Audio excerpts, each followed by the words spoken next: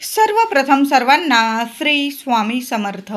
स्वामी महाराजांच्या कृपेने तुमच्या सर्व चांगल्या इच्छा पूर्ण होत ही स्वामींचरणी प्रार्थना करते आणि आजच्या व्हिडिओला सुरुवात करते. आज कोजागिरी पौर्णिमेचा दिवस आहे. पौर्णिमा तिथी प्रारंभ होणार आहे आज 6 ऑक्टोबर 2025 सोमवार दिवशी दुपारी 12:23 ही पौर्णिमा तिथी प्रारंभ होणार आहे आणि उद्या 7 ऑक्टोबर मंगळवार रोजी सकाळी 9:17 ही पौर्णिमा तिथी समाप्त होणार आहे. संपूर्ण दिवस रात्र आज पौर्णिमा तिथी आहे. आश्विन पौर्णिमा म्हणजेच कोजागिरी पौर्णिमा चंद्राची रात्र आहे. सर्वांनी या दिवशी सेवा अजिबात चुकवू नका. तर कोजागिरी पौर्णिमेचा दिवस आहे. महिलांनो, दादांनो, खूप सुंदर दिवस आहे. वर्षातली सर्वात मोठी पौर्णिमा आहे. माता लक्ष्मीला आपल्या घरात आकर्षित करण्याचाच हा दिवस. लक्ष्मी प्राप्तीसाठी, धनप्राप्तीसाठी, आरोग्य प्राप्तीसाठी हा दिवस खूप महत्त्वाचा आहे. आज कोजागिरी पौर्णिमेला काही उपाय सेवा करायच्या आहे महिलांनो, दादांनो. तर महिलांनो, आज कोजागिरी पौर्णिमेला आपल्या मुख्य उंबरठ्यावर हळदीचं लेपन जरूर करा. आज जेवढे हळदीचे उपाय करता येईल ना, वर्षभर सोन्यासारखं सुख समृद्धी घरात येणार आहे. मुलांना आपल्या सोन्यासारखं सुख समृद्धी मिळणार आहे. मुलांच्या ज्या अडीअडचणी असतील ना, संपून जातील. खूप सुंदर दिवस आहे महिलांनो. मुख्य उंबरठ्यावर हळदीचं लेपन करा आणि एक रात्री आपल्याला कोजागिरी पौर्णिमेची पूजा करण्याआधी एक पवित्र पाणी आपल्या घराच्या मुख्य उंबरठ्यावर शिंपडायचं आहे. आपण सकाळी आपल्या घराच्या मुख्य उंबरठ्यावर पाणी शिंपडत असतो, पण वर्षातला एकमेव दिवस आहे जो आपण रात्री आपल्या घराच्या मुख्य उंबरठ्यावर असं पवित्र पाणी शिंपडणार आहोत.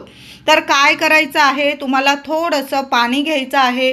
तुमच्याकडं चांदीचा कलश असेल किंवा तांब्याचा असेल, पितळाचा असेल, स्टीलचा असेल, जो कलश असेल त्यात थोडंसं पाणी घेऊन घ्यायचं आहे.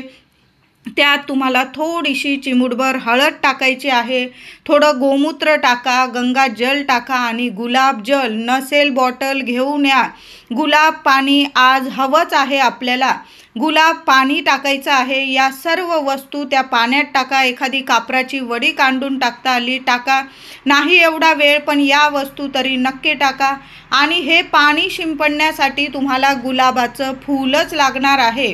गुलाबाची फुलं मिळून जातील तुम्हाला बाजारात. 2 गुलाबाची फुलं घेऊन या.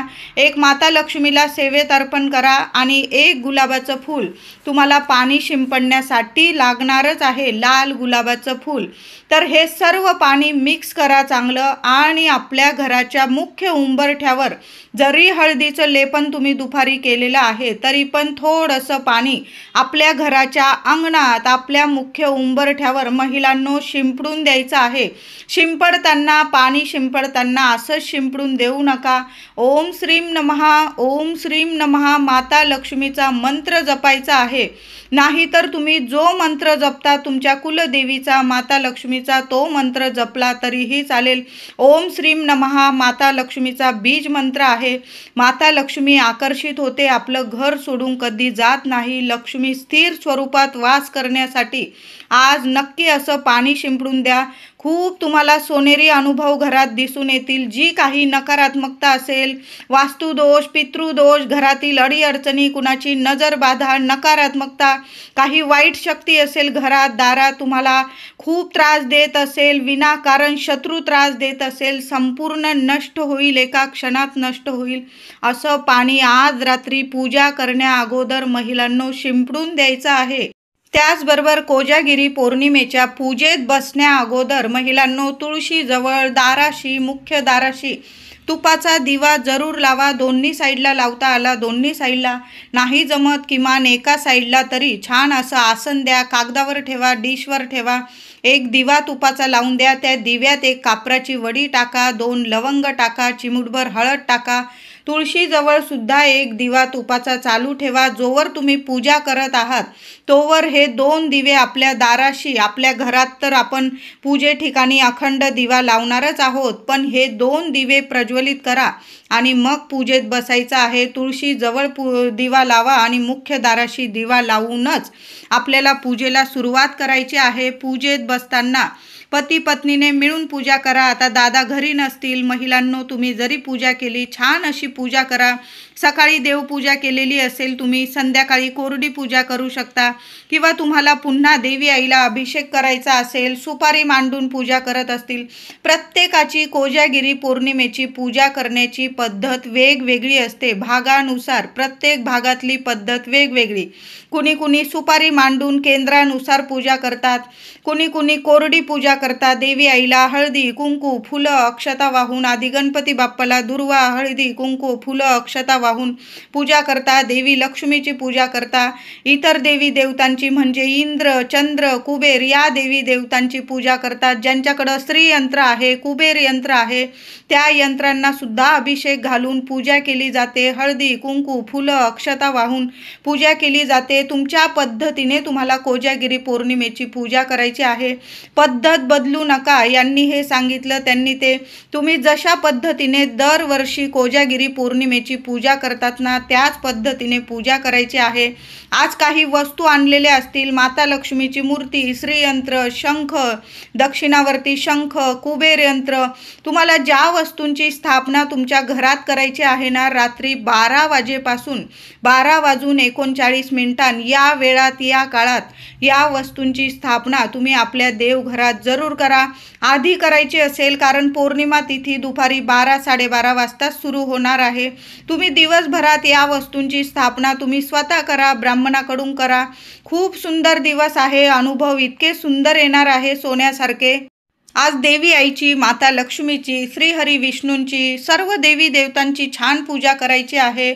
लक्ष्मी मातेला हळदी कुंकू वाहून लाल गुलाबाचं किंवा कमळाचं फूल नक्की अर्पण करा। महिलांनो, देवी आई जवळ तुम्हाला नैवेद्य ठेवायचा आहे। तुम्ही तांदळाची खीर बनवू शकता, आपण गोड दुधाचा दुधाचा नैवेद्य तर अर्पण करतोच। चंद्राला नैवेद्य दाखवा, देवी आईला देवघरात सुद्धा नैवेद्य दाखवायचा आहे। नंतर तो प्रसाद सर्वांनी खायचा प्यायचा आहे। त्याचबरोबर मूठभर धणे आणि खडी साखर किंवा धणे आणि गुळाचा नैवेद्य देवी आईला आज महिलांनो जरूर दाखवा। तुमचं लक्ष्मी पूजन होण्याच्या आत म्हणजे दिवाळीच्या आत तुमच्या घरात इतका पैसा येईल, इतकं कष्टाला फळ मिळेल तुम्हाला, आणि ज्या अडीअडचणी आहे ना, आर्थिक टंचाई, पैशांच्या ज्या समस्या आहे त्या संपून जातील आणि धनधान्याने पैशाने घर भरून जाईल। मी म्हणत नाही की लाखो रुपये लगेच चालत येईल, पण आपण काही वेळा खूप कष्ट घेतो। आपण कष्ट जेवढं घेतो ना, त्याचं फळ आपल्याला अजिबात मिळत नाही। मग अशा शुभ तिथींना काही सेवा उपाय जर केली तर नक्कीच आपल्या कष्टाला फळ मिळतं आणि देवी आईची साथ आपल्याला मिळत असते। ज्या घरात लक्ष्मी मातेची साथ मिळते ना, त्या घराचं सोनं होतं, लेकरा बाळांच्या आयुष्याचं सोनं होत असतं। आज देवघरात आपण खिरीचा, दुधाचा, अमृताचा, दुधाचा नैवेद्य दाखवतो, पण सर्व महिलांनी मूठभर धणे घ्या, त्यावर गूळ किंवा साखर ठेवा, पाणी ओवाळून घ्या आणि देवी आईला धणे आणि खडी साखरेचा नैवेद्य दाखवायचा आहे। रात्रभर तो धण्यांचा नैवेद्य तिथंच राहू द्या। दुसऱ्या दिवशी उद्या मंगळवारी 7 तारखेला सकाळी लवकर उठा, आंघोळ वगैरे केल्यानंतर ते धणे काढून घ्या, थोडा थोडा 2-2 दाणे, थोडी खडी साखर प्रसाद स्वरूप खायचा आहे। आणि बाकीचे धणे तुमची कुंडी असेल, कुंडी घेऊन या, थोडीशी मातीत ते धणे पेरून द्यायचे आहे। बघा, लक्ष्मी पूजनापर्यंत तुमच्या घरात इतकं धनधान्य घर भरून जाईल, देवी आईचा अखंड आशीर्वाद मिळेल, लक्ष्मी कधीच तुमचं घर सोडून जाणार नाही। महिलांनो, मूठभर धणे ठेवून तर बघा, वाईट तर काही होणार नाही, सोन्यासारख्याच गोष्टी तुमच्या घरात होणार आहे। आज कोजागिरी पौर्णिमेच्या पूजेत जो दिवा लावाल महिलांनो, आपण दाराशी तुळशीजवळ दिवा तर लावणारच, पण मुख्य आपण देवघरात जो दिवा लावणार त्यात सुद्धा 1 कापूरवडी, 2 लवंगा, चिमूटभर हळद जरूर टाकायची आहे। मुख्य दारावर सुद्धा पूजेत बसण्याआधी किंवा दिवसभरात केव्हा सुद्धा हळद कुंकू ओलं करा, किंवा फक्त हळदीने मुख्य दारावर 1 स्वस्तिक काढा, 1 तिजोरीवर काढा, 1 आपल्या देवघरात काढा। मुलांचा स्टडी टेबल असेल किंवा मुलं ज्या खोलीत अभ्यास करतात तिथं सुद्धा 1 स्वस्तिक काढा, 1 आपल्या किचन ओट्याच्या घराच्या भिंतीवर काढा. खूप छान अनुभव येतील. अन्न, धान्य, पैसा, सुख, शांती, समृद्धी, आरोग्य कशालाच कमी राहणार नाही. एक स्वस्तिक असं नक्की काढा महिलांनो. खूप सुंदर अनुभव येतील. आपण कोजागिरी पौर्णिमेच्या पूजेत जो दिवा लावणार त्यात सुद्धा या वस्तू टाकून मग पूजेला सुरुवात करायची आहे. आज देवी आईला लाल गुलाबाचं फूल किंवा कमळाचं फूल, वेणी आणलेली असेल. सर्व देवी देवतांना छान फुलं, पांढरी फुलं मिळाली. देवी आईला लाल फुलं अर्पण करा. बाकी देवी देवतांना तुम्ही पांढरी, पिवळी फुलं अर्पण करू शकता. आज देवी आई समोर सर्व पूजा झाल्यानंतर एक नोट घ्यायची आहे तुम्हाला. 10 रुपयाची घ्या, 20ची घ्या, 100ची, 500ची. ती नोट देवी आई समोर ठेवायची आहे आणि चिमूटभर हळद उजव्या हातात घ्यायची आहे. 21 वेळा ओम नमो भगवते वासुदेवाय नमः, ओम नमो भगवते वासुदेवाय नमः या मंत्राचा जप करायचा आहे. चिमूटभर हळद घ्यायची आहे. अंगठा आणि करंगळी शेजारील बोट आपली अनामिका असते, ती चिमूटभर हळद त्यात पकडायची आणि 21 वेळा मंत्र जपा श्रीहरी विष्णूंचा. आणि माता लक्ष्मी समोर जी नोट ठेवलेली आहे तुम्ही, त्या नोटेवर ती हळद अर्पण करायची आहे. नंतर दुसऱ्या दिवसापर्यंत ती नोट हलवू नका. दुसऱ्या दिवशी ती नोट उद्या उचलून घ्यायची आहे आणि आपल्या तिजोरीत ठेवा. खर्च करू नका. वर्षभर तुमच्या घरात कधीच पैसा कमी पडणार नाही. अखंड लक्ष्मी नांदेल. खूप सुंदर उपाय आहे. करून बघा महिलांनो, दादांनो. तुम्ही पॉकेटमध्ये ठेवू शकता, पण ती नोट वर्षभर खर्चू नका. पुढील वर्षी खर्च केली तुम्ही वगैरे चालेल, पण ती नोट देवी आईचा आशीर्वाद आहे. साक्षात लक्ष्मी नारायणांची आपण सेवा करून ती नोट तिजोरीत ठेवून तर बघा. खूप छान अनुभव येणार आहे. मी सुद्धा ही सेवा करेल, तुम्ही सुद्धा करायची आहे. आज कोजागिरी पौर्णिमेला संध्याकाळी किंवा रात्री आपल्या मुख्य उंबरठ्यावर थोडेसे तांदूळ घ्या. ज्या भांड्यात तुम्ही कापूर जाळता त्यात थोडेसे तांदूळ घ्या. त्यावर लवंग, कापूर ठेवा. चिमूटभर दालचिनीची पावडर असेल टाका आणि सगळ्या वस्तू कापरासोबत जाळायच्या आहे. संपूर्ण घरात फिरवा.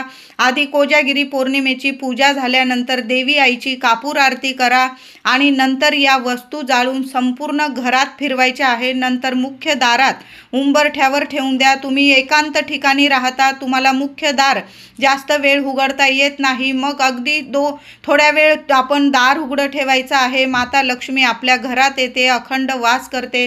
कोजागिरीची पूजा करताना महिलांनो दारं पॅक करून म्हणजे बंद करून बसू नका.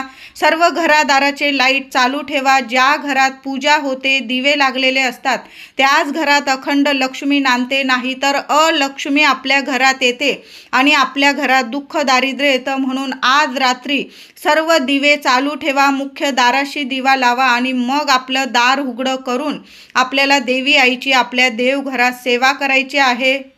आज दिवसभरात कोजागिरी पौर्णिमेच्या दिवसात जेवढे दिवसभरात तुम्हाला हळदीचे उपाय करता येईल ना, नक्की करा.